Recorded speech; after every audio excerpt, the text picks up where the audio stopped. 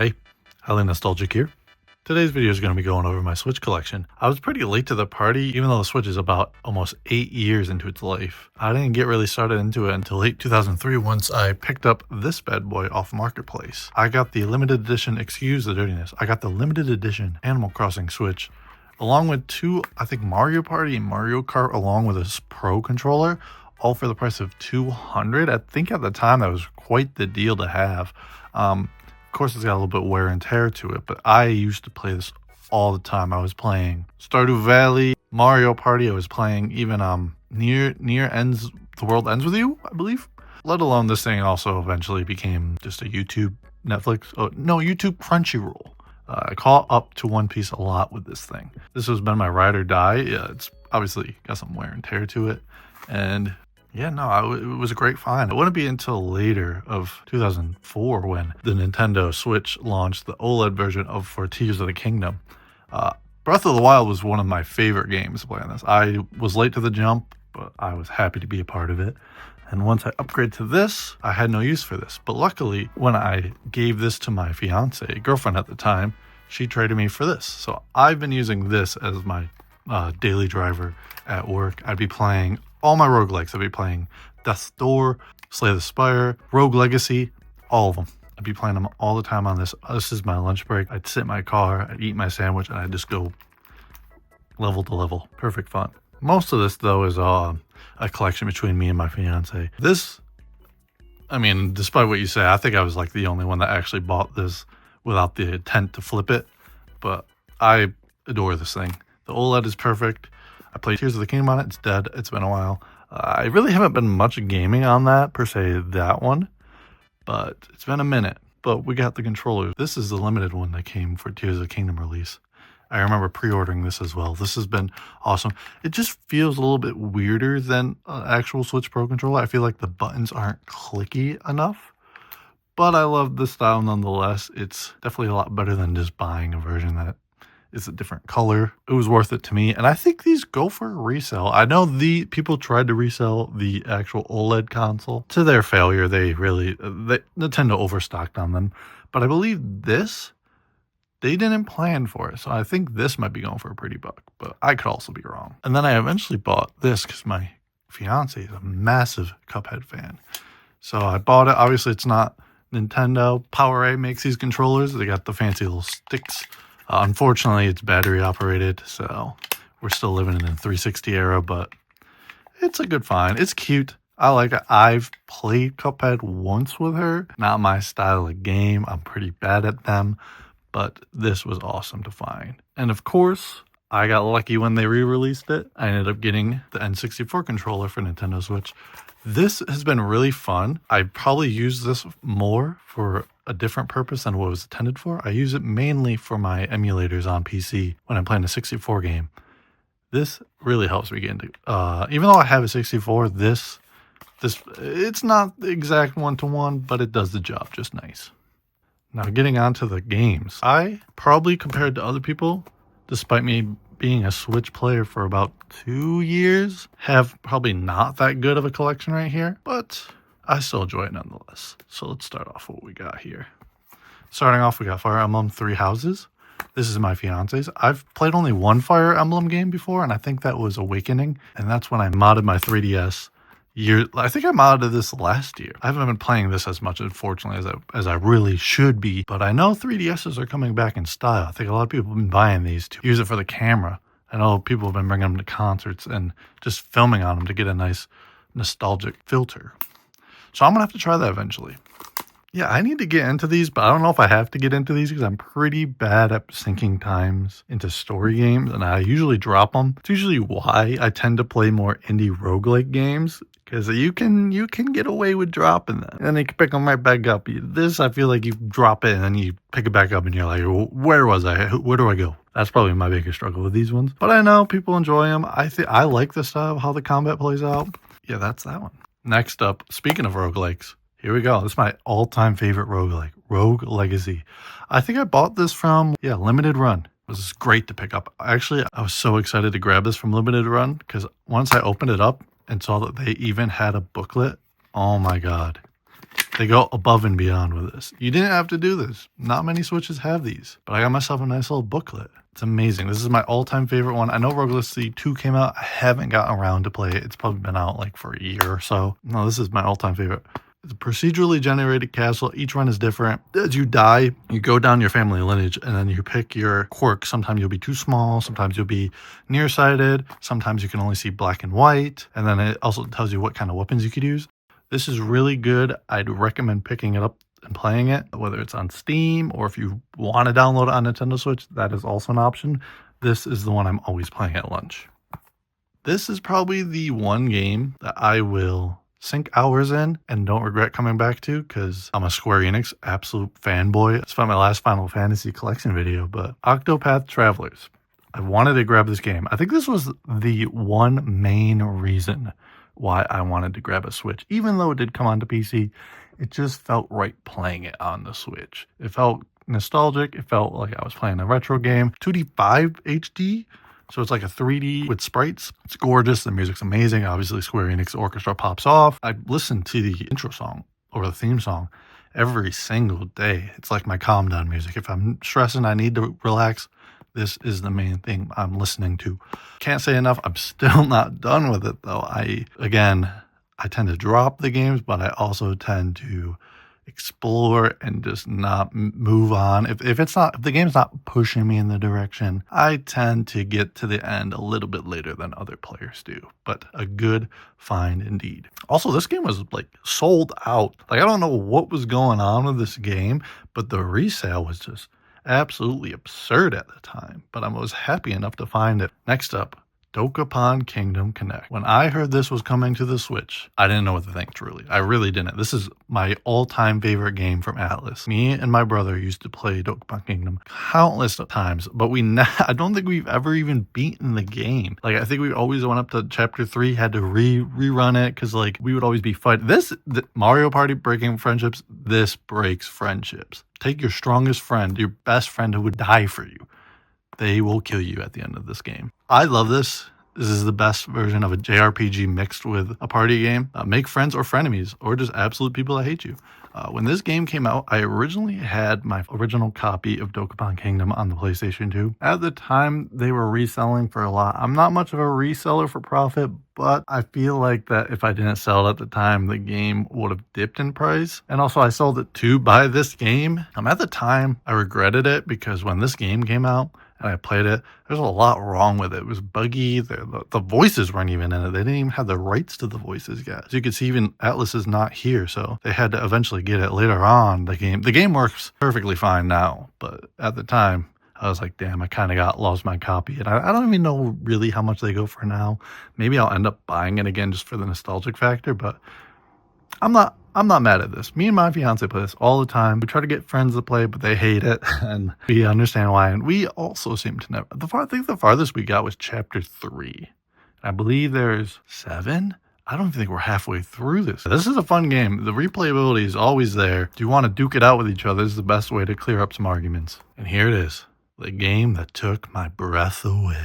No, I'm just kidding. But this is a really great game. I understand the hype. I understand why Nintendo can do what they need to do with their hardware. Breath of the Wild, an absolute beautiful game. I don't even know what I can say that like everyone else hasn't said. This game was comforting. I was going through a pretty rough time in my life, and I would stay up playing this game, sitting next to my fiance, girlfriend at the time.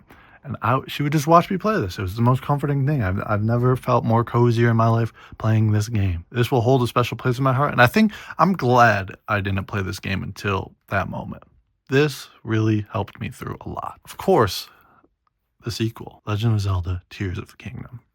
Clearly, you can see how much it influenced me. This game was amazing. I know people have their doubts. I was never one of them. They could have spoon-fed me the same game and I would have eaten it up.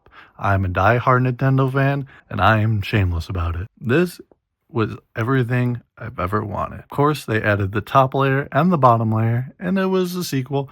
The weird way about these games that play out is you could play it any style you want. I think I got the ending before I even fought the final boss. I love building in this game. I love creating my own flying planes. I love messing around with it as clearly as when this game came out. TikTok and YouTube were just full of builds you could do with this game. It was amazing. I still have to beat this game. Well, rather have to complete everything in the game because Breath of the Wild had the Master. Because I have Breath of the Wild DLC and I did go for the Master Sword. I tried to do the challenge. I don't know if that has it in this. I still have to do all that stuff with this game. This one's my fiance. I don't think I've ever touched Pokemon Mystery Dungeon Rescue Team DX. And this looks like those cute games. I've never really played. I think I've heard of the OG Rescue Team or maybe the OG Mystery Dungeon. But this has, I'm not much of a Pokemon guy. I'll be a diehard Nintendo fan. But Pokemon, I don't know, Game Freak doesn't have a hold on me. My first ever game I ever played was Pokemon Red. And then the only other Pokemon game that I truly enjoyed was, I believe, Pokemon. No, it wasn't Pokemon Coliseum, was it? It was the one with it was more dark story. It was more of a JRPG. The Umbreon as the main character's sidekick. That was my Pokemon. Even though I don't remember it. It says much about my Pokemon experience. Super Mario Wonder. I mean, yeah, this basically won so many game awards. This is absolute fun. This is the best 2D Mario to come out as of recently, of course. And it's absolute fun. Obviously, the Mario Bros. As beloved as there was fun. The Wii and the Wii U. This one came out and everyone was like, all right, yeah, it's fine because it's just Mario Bros. U, but the deluxe edition for Switch. And yeah, people love it. It does its job. This knocks this one out of the water completely. That was basically my review of this one. But this, you can do the elephants, the wacky stages. There was just a whole lot to this game. And I still have to beat it. I have to complete it 100%. Those are my favorite parts about these games. It's like, yeah, this falls under my category where I can play it as long as I want, come back whenever I need to, and explore the whole world. Mario Odyssey. This, besides Breath of the Wild, is probably a reason why many people bought the Switch. To begin with, I was super late. Like, Breath of the Wild I already had done and over with. Tears of the Kingdom I already played.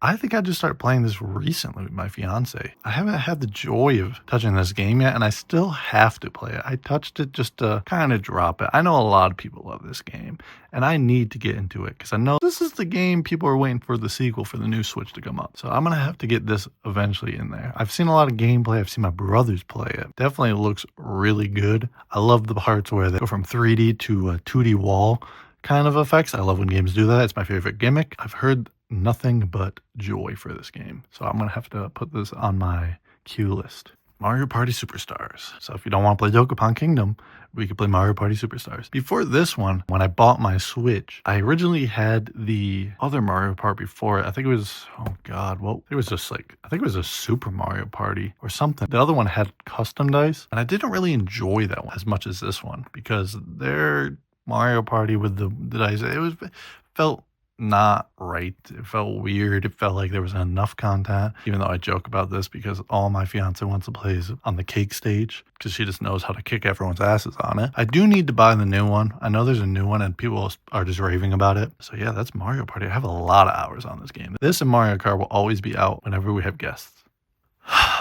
It's a sad day to be a Nintendo and Sonic fan. I bought this because it was absolutely cheap. I think this was $15 at the time. I think this was one of the first games I actually bought when I got the Switch. I don't even think I even played it yet. No, I haven't even touched it, let alone even opened it. I think I just unpacked it.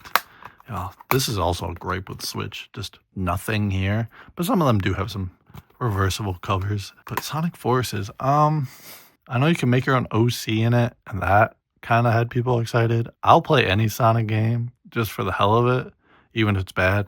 Because sometimes I know they can be funny. Not yet to touch this. I can uncover secrets as playing Shadow. I've been playing Shadow the Hedgehog on GameCube on my Twitch stream. And I've been having a lot of fun with that, aka having a lot of rage with how buggy it is. But maybe I'll put this to the list. I don't know. Let me know if you like this game. This is a game I absolutely wanted to play. This is not a meme. Mario and Rabbids together might be the pair that no one ever asked for, but always appreciated. I think when people heard about this game and saw early gameplay, they were very skeptical. They were like, what is going on, Nintendo? Because I think the last time I played a Rabbids game on a Nintendo console was on the Wii, and I think I played Raging Rabbids, I think it was. It was like a party game, and I remember singing Toxic on it, playing a Toxic like Mario Kart, Britney Spears, not Mario Kart, Rock Band style game. This has really cool strategic gameplay. That's mainly why I wanted to pick it up. It looks amazing. I've played 30 minutes of it. I haven't gotten into it. I don't know why. I was going through a period where I'd buy a game, open it up, play it, and just drop it immediately. I wanted to beat this before I bought the new one because I know the new one also is really good. So this is another queue I gotta do. My Friend Pedro. Blood, Bullets, Bananas. This is a fiance game. I have no clue what this game is. Full Throttle Gun Battle. Is this a... Hold on. It's by Devolver Digital. So this has to be like a roguelike, no? Am I crazy? Unleash a torrent of destruction with incredible levels of control, both your weapons, bodily. Mix it up. I have no clue what's going on in this game. I think I might just have to play it, let alone for this cover art. Look at that. It's insane. My Friend Pedro. Oh yeah, I'm playing this game. I have absolutely no idea about it. I hope the reviews are good. I think I'm just going to play it right after this. I might play this. I'll give you an update if I play this.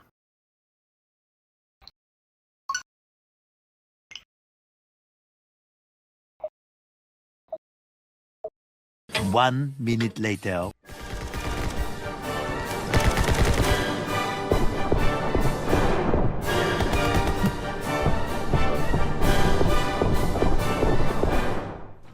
It's good. Pokémon Sword. Again, you could guess it. It's a fiance game. Never even touched it. Although it being a 3D one, I believe I've heard not so bad reviews of this. I mean, modern Pokemon game, so it's going to have its flaws. But I believe people say this isn't as bad as the most recent ones. So I might dive into this to get into a Pokemon game. But Pokemon games are so below my list of even wanting to try, let alone play fully, unless it's like OG, like if I'm playing like a Nuzlocke or something like that. You have to bet your sweet bippy I was waiting in line for this. I rushed when this hit the stores. Metroid Prime Remastered. It's got its reverse cover art. Obviously I have it on it right now. This game is incredible. They remade the whole game. Like, it's not even a remaster. It's like they redid it. It's beautiful. It looks amazing. The gameplay is awesome. I haven't beat it.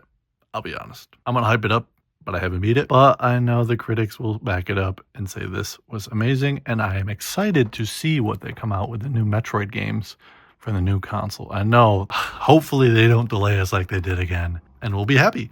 If not, then I'll just have to keep replaying this until eventually it comes out in 2037 or whatever it will ever come out. Ever want to play Super Mario 64, Super Mario Sunshine, and Super Mario Galaxy all on your Switch? Yeah, this might be the way to play it. Albeit, I don't even know if the reselling on this game is still outrageous at the time. Because this was a $60 game, but I think this sells for like over $100 now if you try to get it. You could buy it online, but I know people are diehards for the cartridge. I have that somewhere. I think it's in my case. Yeah, no, this was a collection. And like most video game collections, some of them tend to be okay. Some of them are just absolutely eh. This is an eh. This is a, if you have it, you have it. Like, there's plenty other ways to play this. If you emulate your legally versions on your PC, probably would be the ideal way. But if you were playing on the Switch and you picked this up at the time for novelty's sake, this is my fiance's. I did try to buy this for myself until I realized the prices at the time. I said, I'll pass. I'll share your copy. Yeah, no, I've been playing a lot of Sunshine with it. There's a lot more bugs on this version than there was on the original one. This is definitely a pickup. It's still expensive now. Wait for it later, unless you can get it. If you're a Mario fan like that and you're a diehard Nintendo, you should probably pick this up. I got it only for Sunshine. I remember playing Sunshine, and a local McDonald's at the time had no play area. It was just a cut out square corner, and each corner had like a GameCube or an N64 at the time. And you could just play this. I couldn't imagine the germs we had, but this was obviously way pre-COVID. And I remember I always enjoyed that. I think that ruined play houses for me for McDonald's, because I was like, where's the game? The console. That clearly has gone away, as well as the game consoles in the store. I think the world truly died when we stopped having playable game consoles in store. But that's just my 2 cents. And lastly, we got Overcooked and Overcooked 2. Fiancés asked me to play it. These kind of games tend to get couples a little bit crazy at times. because I know it could be competitive or you'd be yelling at each other. We already played Dokapon, so like at this point, like we're already set for 20 years of couples therapy. But Overcooked 1 and Overcooked 2, I have not really played. I think I played Overcooked 1 before. I will play these eventually with her. We played a lot of It Takes Two, but this one I think I might do Overcooked with her. So yeah, that's my Nintendo Switch collection. I hope you enjoyed the video. Let me know what your favorite games you're playing on Switch is. Do you enjoy Zelda? Mario? You actually picking the Sonic games up and playing them joyfully? Let me know. Till then, I'll see you.